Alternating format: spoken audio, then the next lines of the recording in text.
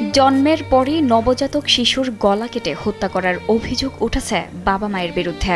শনিবার বগুড়া সদর উপজেলা তেলিহারা গ্রামের উত্তরপাড়ায় এই ঘটনা ঘটে। স্থানীয় সূত্রে জানা যায়, প্রায় 1 বছর আগে নিপার বিয়ে হয়েছিল শুকুর আলীর সঙ্গে। পরে পারিবারিক কলহের কারণে প্রায় 6 মাস আগে তাদের বিচ্ছেদ হয়। এরপর চলতি বছরের মার্চ মাসে দুলাল নামে আরেক ব্যক্তিকে বিয়ে করেন তিনি।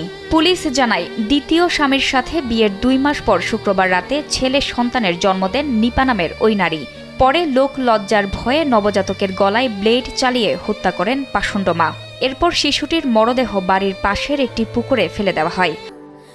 স্যান্ডেলিনা সো, রূপচর্চায় আভিজাত্য। শনিবার দুপুরে বিষয়টি জানাজানি হলে এলাকায় তীব্র চাঞ্চল্য ও ক্ষোভ তৈরি হয়। খবর পেয়ে পুলিশ ঘটনাস্থলে গিয়ে শিশুর মা নিপা ও তার বর্তমান স্বামী দুলালকে আটক করে থানায় নিয়ে যায়। আটক দুজনকে জিজ্ঞাসাবাদ করা হচ্ছে।